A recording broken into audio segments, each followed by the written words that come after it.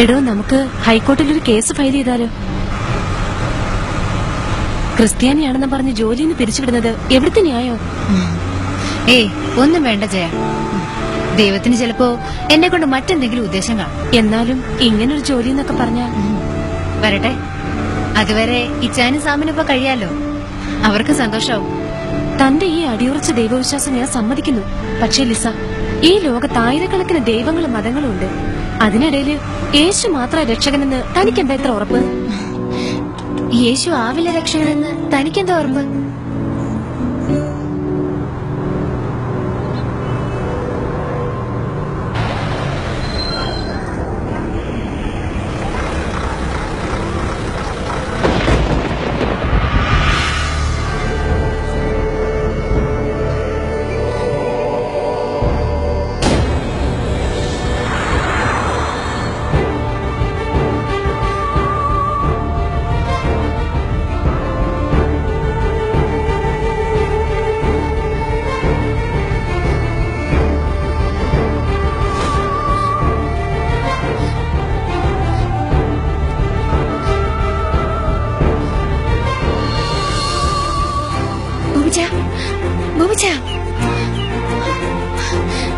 സമയം ബോബിച്ച, ഫോൺ എടുക്ക്. യേശുവിന്റെ വീണ്ടും വരവ് അടുത്തു കഴിഞ്ഞിരിക്കുന്നു. എങ്ങനെയുണ്ട് തരിക പുതിയ ജീവിതമൊക്കെ? ഒരു കുഴപ്പമില്ല അച്ചു.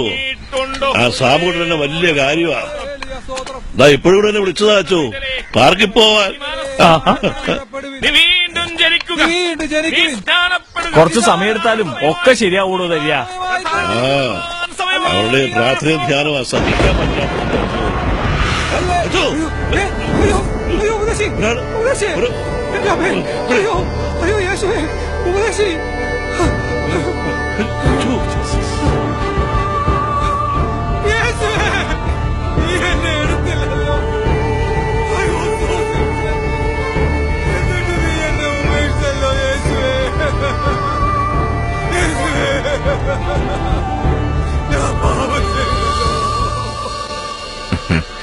എടോ, ഞാൻ വീണ്ടും ഒരു പിതാവാകാൻ പോവാടോ.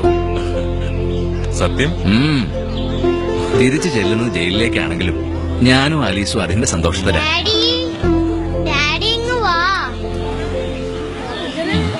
താൻ ചെല്ലടോ, ഞാനിവിടെ ഇരിക്കാം.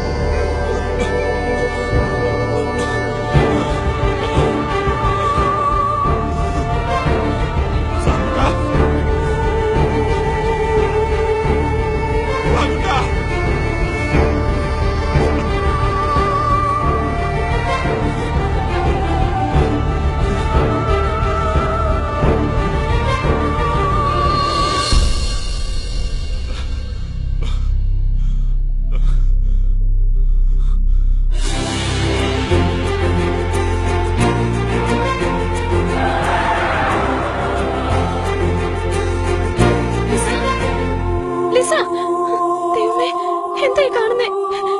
Lisa, Lisa.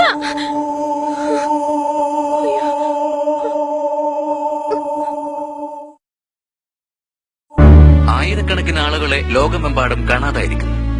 ചില ക്രിസ്തീയ വൃത്തങ്ങൾ പറയുന്നത് ഇത് യേശുവിന്റെ രണ്ടാം വരവായിരുന്നു എന്നാണ്. അമേരിക്കൻ മന്ത്രാലയവും പെന്റഗണും ഇതുവരെ പ്രതികരിച്ചിട്ടില്ല.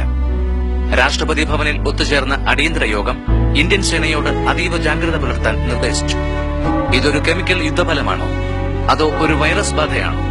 അതുമല്ല, ചിലർ വിശ്വസിക്കുന്നത് പോലെ അന്യഗ്രഹ ജീവികളുടെ പ്രവൃത്തിയാണോ? ശാസ്ത്രീയ പഠനങ്ങൾ ഒന്നും തന്നെ സ്ഥിരീകരിച്ചിട്ടില്ല. ലോക നേതാക്കൾ പരസ്പര സഹായത്തിനായി രൂപീകരിച്ച യുണൈറ്റഡ് വേൾഡ് ഓർഗനൈസേഷൻ നിലവിൽ വന്നു. ഇതിന്റെ ഡയറക്ടർ ജനറലിനെ ഇന്ന് തെരഞ്ഞെടുക്കും.